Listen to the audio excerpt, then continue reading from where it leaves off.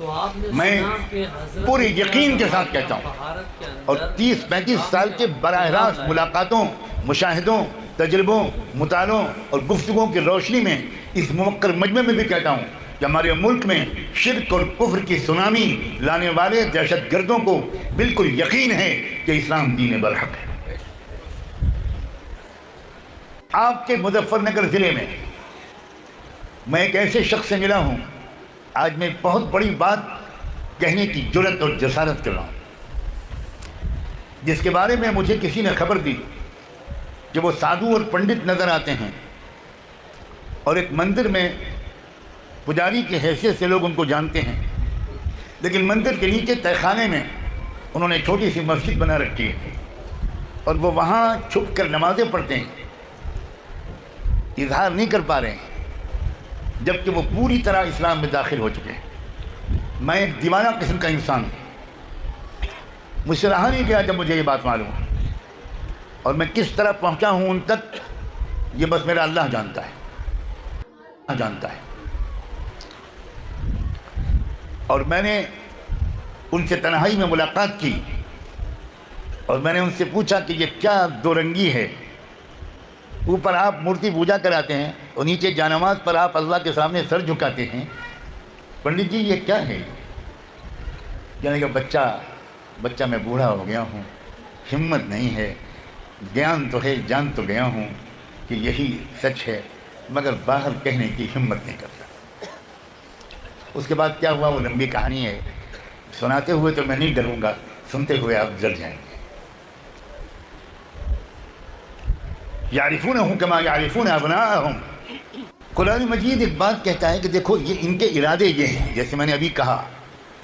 ان کے ارادے یہ ہیں، لیکن کیا یہی مستقبل ہے؟ کیا یہی ہوگا؟ کیا آخری نتیجہ اس کشمکش کا یہی نکلے گا؟ اللہ نے فرمایا واللہ متم نورہ، اللہ نے فرمایا یہ چراغ بجھانا چاہتے ہیں اور اللہ اس چراغ کی روشنی کو مکمل کر کے رہے گا، وَلَوْ كَرِهَ الْكَافِرُونَ، چاہے انکار کرنے والوں کو جتنا بھی برا لگے۔ میں حیران ہوں اس بات سے کہ ہمارے مدارس کے علماء ملک کے مستقبل کے بارے میں وہ کیوں حیران ہیں؟ ہماری یونیورسٹی کے پڑھے ہوئے دانشور اگر حیران و پریشان ہوں تو بات سمجھ میں آتی۔ اپنے آپ کو امام الہند حضرت امام شاہ ولی اللہ دہلوی رحمۃ اللہ علیہ کی فکر اور علوم کے وارث سمجھنے والے کیوں پریشان ہیں؟ مجھے واقعی اس پر حیرت ہے، اور آج میں اکابر علماء کے سامنے، آپ سب کے سامنے اپنی یہ حیرت کو ایک طالب علم کی حیثیت سے پیش کرنا اپنا فرض سمجھتا ہوں۔ حضرت شاہ ولی اللہ رحمۃ اللہ علیہ نے اپنی مشہور کتاب تقسیمات الہیہ میں ایک باب باندھا ہے، جس میں انہوں نے لکھا ہے، ایک باب باندھا ہے کہ ان قوموں کی تاریخ اس باب میں بیان کرنے کی شاہ صاحب نے کوشش کی ہے جن قوموں کو نبوت محمدی سے ہدایت بھی ملی اور عزت اور اقتدار بھی ملا۔ اس میں سب سے پہلے آپ نے قریش کا ذکر کیا، عربوں کا ذکر کیا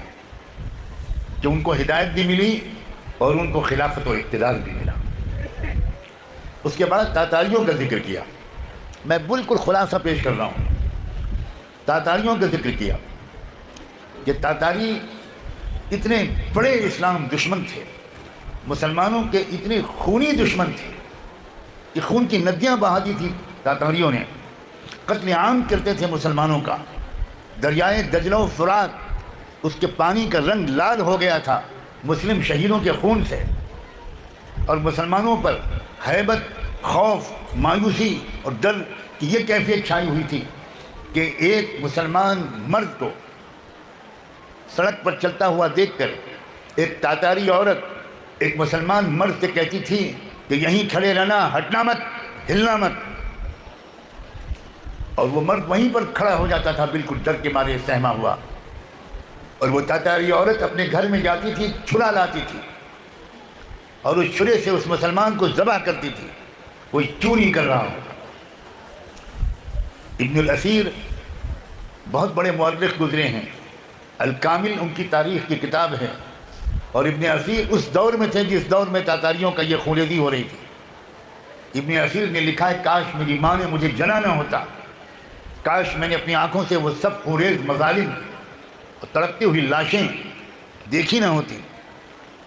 وہ چشمدید گواہ ہے، انہوں نے کسی کی روایت سے وہ تاریخ نہیں لکھی ہے۔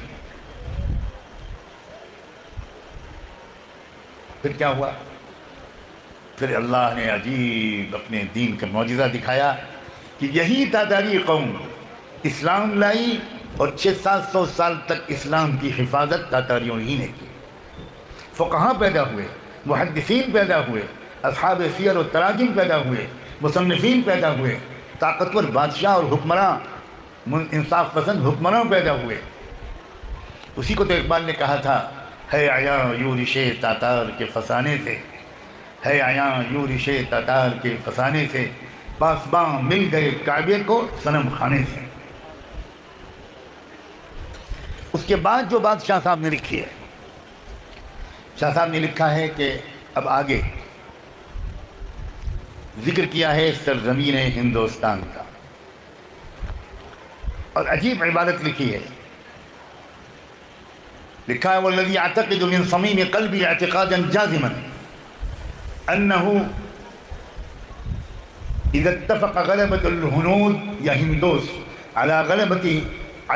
اقلیم ہندوستان غلبة تامة مستقرة وجب في حکمت اللہ تعالی ان يلهم زعماءهم ان يتخذوا الاسلام لهم دینا۔ حضرت شاہ صاحب نے لکھا ہے کہ جب کبھی اقلیم ہندوستان پر ہندوؤں کا مکمل غلبہ اور قبضہ ہو جائے گا تو اس وقت اللہ کے منصوبے میں یہ لازم ہو جائے گا۔ غور سے سنیے کہ یہ الفاظ وجب فی حکمت اللہ تعالی، وہ یہ نہیں کہہ رہے ہیں مجھے الہام ہوا، وہ نہیں کہہ رہے ہیں کہ میں نے خواب میں دیکھا، وہ کہہ رہے ہیں اللہ کے منصوبے میں یہ لازم ہو جائے گا کہ ان یلہم زعماءہم، کہ وہ اس ملک ہندوستان کے بہت سے قائدین اور لیڈروں کے دل میں یہ پہچان ڈال دیں گے کہ اسلام ہی ان کا اپنا دین تھا اور اسلام ہی ان کا اپنا دین ہے، اور وہ اسلام لائیں گے۔ یہ چمن معمور ہوگا نغمہ توحید سے۔ میں بہت صاف لفظوں میں کہنا چاہتا ہوں، کسی لاگ لپیٹ اور اشارے کی مجھے کوئی ضرورت محسوس نہیں۔ مسلمان یہ سمجھتے ہیں کہ صرف مسلمان بے چین ہیں، مسلمان یہ سمجھتے ہیں کہ صرف مسلمانوں پر ظلم ہو رہا ہے، مسلمان یہ سمجھتے ہیں کہ صرف مسلمانوں کے دستوری حقوق مارے جا رہے ہیں۔ یہ 100% ناواقفیت ہے۔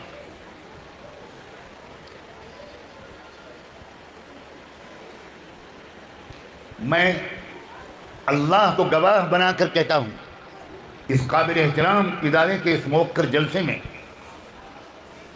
کہ اس ملک کی جو اکثریت ہے، غالب اکثریت، تقریباً 75 سے 85% آبادی، اس کے اندر اب شدید بے چینی کی لہریں دوڑ رہی ہیں۔ ہم پر اور آپ پر ظلم اگر ہو رہا ہے تو وہ 70-80 سال سے ہو رہا ہے، اور ان قوموں پر تو ہزاروں سال سے ظلم ہو رہا ہے۔ ان میں بیداری نہیں تھی، بیداری آتی ہے تعلیم سے۔ آپ کے اجلاس کا عنوان ہے تعلیمی بیداری۔ ان میں تعلیم نہیں تھی، ان کو تعلیم ان پر حرام تھی۔ کوئی دلت، کوئی چمار، کوئی پاسی، کوئی سونار، کوئی لوہار، کوئی شیڈول کاسٹ کا انسان وہ قلم دوات ہاتھ میں نہیں لے سکتا تھا، وہ کتاب ہاتھ میں نہیں لے سکتا تھا۔ صاف صاف کتابوں میں منو سمرتی میں لکھا ہوا ہے، میں صفحہ نمبر بھی کوٹ کر سکتا ہوں، صاف لکھا ہوا ہے کہ اگر کوئی چمار یا کوئی شودر، اور شودر کے نیچے 20-50 ذاتیں آتی ہیں، اگر کوئی شودر ویدانت کا ایک لفظ سن لے، چھو نہیں لے، پڑھ نہیں لے، صرف کسی کو پڑھتا ہوا سن لے تو اس کے کان میں پگھلتا ہوا سیسا ڈالا جائے۔ یہ شرعی حکم ہے ان کا۔ اس وجہ سے ہزاروں سال تک پڑھنے لکھنے کا رواج ہمارے ملک کی اکثر آبادی میں نہیں تھا۔ پڑھنے لکھنے کا اختیار صرف برہمنوں کا تھا، اور کوئی نہیں پڑھ سکتا تھا، یا بنیا حساب کتاب پڑھ سکتا تھا، باقی کوئی نہیں پڑھ سکتا تھا۔ کسان نہیں پڑھ سکتے، مزدور نہیں پڑھ سکتے، چمار نہیں پڑھ سکتے، غریب نہیں پڑھ سکتے، سوال ہی نہیں پیدا ہوتا۔ انہیں کچھ خبر نہیں۔ اب تعلیم عام ہونے لگی انگریزوں کے آنے کے بعد، کبھی کبھی شر سے خیر بھی پیدا ہوتا ہے۔ انگریز جو آئے تو انگریزوں نے تعلیم کو عام کیا اور پھر سرکاری نوکریوں کو جوڑ دیا تعلیم سے۔ اب کہاں کی منو سمرتی اور کہاں کا دھرم، لوگوں نے پڑھنا شروع کیا، اور جب پڑھنا شروع کیا تو آنکھیں کھلنی شروع ہوئیں۔ پچھلے 30-40 سال کے اندر میرے دیکھتے ہی دیکھتے اس ملک کے اس پسماندہ اکثریت میں جس کی آبادی 80-85% ہے، اس آبادی کی بہت بڑی تعداد اب اسکولوں اور کالجوں میں پڑھ رہی ہے۔ وہ جو اس نے فزکس پڑھی، اس نے سائنس پڑھی، اس نے علوم پڑھے، تو اب اس کی سمجھ میں نہیں آتا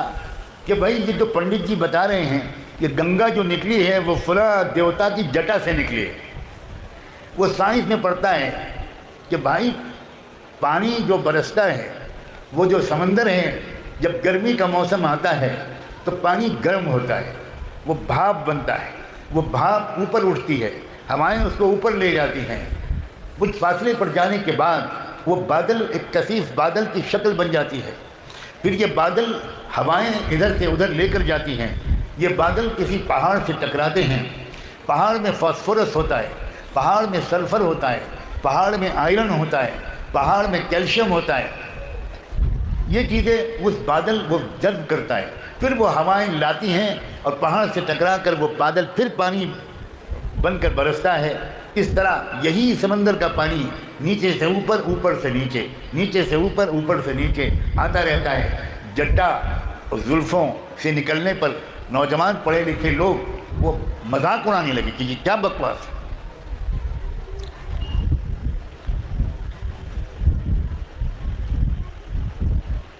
چنانچہ اب بے چینی، پھر جو ظلم جو ان کو بنیادی حقوق سے محروم کیا گیا سینکڑوں ہزاروں سال، چھوت چھات کا مسئلہ کہ وہ چھو نہیں سکتے، وہ مندر میں جا نہیں سکتے۔ ہمارے ملک کی موجودہ صدر جمہوریہ راشٹرپتی مرمو ابھی چند دن پہلے ایک مندر میں گئیں، آپ ویڈیو دیکھ سکتے ہیں کہ ان کے ساتھ کے گئے ہوئے منسٹرز جو اونچی ذات کے تھے ان کو اندر مندر کے گربھ گرہ میں جانے دیا گیا، لیکن راشٹرپتی پیچھے کھڑی رہیں، وہ اندر نہیں جا سکتے۔ تو یہ حالات کیا بتا رہے ہیں؟ بے چینی جس طرح پھیل رہی ہے، نفرتیں اسی لیے پیدا کرنے کی کوشش کی جا رہی ہے، اور تعلیمی بیداری ہی اس کا حل ہے۔ تعلیمی بیداری کا کیا مطلب میں بہت واضح کر دوں، آپ کے ذہن میں تعلیمی بیداری کا مطلب کیا ہے یہ میں نہیں جانتا، میں ضرور استفادہ کروں گا۔ میرے ذہن میں تعلیمی بیداری کا مطلب یہ ہے کہ آپ قرآن کو زندہ کتاب کی حیثیت سے سمجھے ہوئے ہوں اور حالات حاضرہ کو بھی گہرائی سے سمجھیں، تاکہ آپ ہر بیماری کا نسخہ قرآن سے لے لیں، تاکہ آپ ہر سوال کا جواب قرآن سے لے لیں۔ اگر قرآن مجید ہمارے سینوں پر اتر جائے، اگر قرآن مجید ایک زندہ کتاب کی حیثیت سے ہماری سمجھ میں آ جائے تو الٹی بات ہے، لوگ موجودہ حالات کی وجہ سے یہ سمجھ رہے ہیں کہ بھارت میں اسلام خطرے میں ہے، اور آپ کا یہ کمزور طالب علم بھائی خانہ کعبہ اور حجر اسود پر ہاتھ رکھ کے قسم کھا سکتا ہے بھارت میں مسلمانوں کا مستقبل تو خراب ہو سکتا ہے لیکن بھارت میں اسلام کا مستقبل بے حد روشن ہے۔ مسلمان بے وفائی کرے گا، مسلمان اپنے پیسوں کو شادیوں میں پھونکے گا، لاکھوں کروڑوں روپے شادی میں دکھاوے کے لیے خرچ کرے گا، شادی میں ڈانس اور میوزک بجائے گا، شادی میں ڈی جے بجائے گا، مسلمان مسجدوں کو ویران کرے گا، مسلمان لڑکیوں کے پیچھے بھاگے گا، مسلمان لڑکیوں کے کالج کے گیٹ کے سامنے چھٹی یا انٹرول کے وقت میں کھڑے رہیں گے اور سیٹیاں بجائیں گے، تو مسلمان مارا جائے گا، ذلیل ہوگا، خار ہوگا، لنچنگ ہوگی، اس کو چھیر کے مارا جائے گا، اس کو کھمبے میں باندھ کے مارا جائے گا، اس سے شرک کے نعرے لگوائے جائیں گے۔ مسلمان کا مستقبل الگ چیز ہے، اسلام کا مستقبل الگ چیز ہے۔ تاتاری قوم نے مسلمانوں کو مارا تھا، اسلام کو نہیں مار پائے، اور بالآخر وہی قوم اسلام میں آ گئی۔ یہی تو آپ نے سنا کہ حضرت نے کیا کہا کہ اب بھارت کے اندر جو اسلام کا انقلاب لائے گا، جو آگے جا کر مسلمانوں کو فتح حاصل ہوگی، ایک تو یہ فرمایا، اور انہوں نے بہت ساری مثالیں دیتے ہوئے سمجھایا، جیسے وہ پنڈت جی کی مثال دیتے ہوئے سمجھایا کہ پنڈت جی اوپر مندر کے اندر پوجا کروا رہے ہیں اور اسی کے نیچے وہ جا کر مسلے کے اوپر بیٹھ کر اپنی پیشانی اللہ کے سامنے گڑ گڑا رہے ہیں۔ تو حضرت کو جب پتہ چلا، حضرت ان کے پاس پہنچے، حضرت نے وہ بتایا نہیں کہ ان کے ساتھ کیا کیا باتیں ہوئی، جو حضرت نے بتایا صرف اتنا کہ جب ان سے باتیں ہوئی اور باتیں کرتے ہوئے انہوں نے فرمایا کہ بیٹا اب میں بوڑھا ہو چکا ہوں، اب اتنی ہمت نہیں ہے کہ میں کیا کروں، لوگوں کے سامنے ظاہر کروں، البتہ میں سچ جان چکا ہوں کہ سچ کیا ہے۔ اور حضرت نے یہ فرمایا کہ ہم جانتے، ہم صرف سوچتے ہیں کہ بس اللہ نے ہمیں مسلمان بنا دیا، اگر ہم مسلمان اپنی غور و فکر نہیں کریں گے تو اللہ غیروں سے بھی کام لے سکتے ہیں۔ جیسے انہوں نے کہا کہ ایک وقت کے اندر تتاری جو قوم تھی وہ کیا کر رہی تھی، مسلمانوں کو بے دردی سے قتل کر رہی تھی، بے دردی سے ان کو شہید کر رہی تھی۔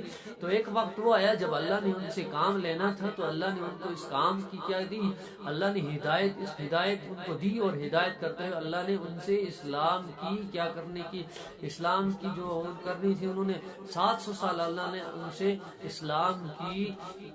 ہدایت کے ذریعہ، اسلام کی ہدایت آگے پھیلانے کا ذریعہ بنایا۔ تو حضرت کی اس ویڈیو کو آپ آگے شیئر کیجیے۔ السلام علیکم۔